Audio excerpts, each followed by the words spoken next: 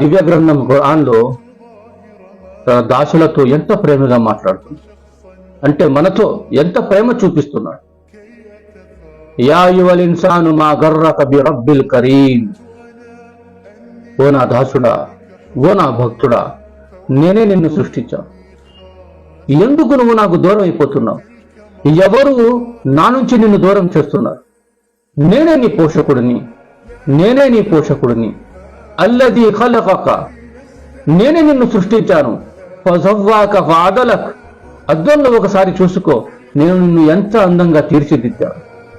నీ మీద నేను దౌర్జన్యం చేస్తానా? నేనేం చెప్పినా సరే అది నీ కోసమే, నీ లాభం కోసమే. నేను దేని నుంచి ఆపినా సరే అది నీ ఆనందం కోసమే. ఇంత ప్రేమ చూపించిన అల్లాహ్ తాలాని వైపుకు తిరగకుండా తన ఇష్టానుసారం జీవితాన్ని గడిపే వాళ్ళని ఏమనాలి, ఏం చేయాలి?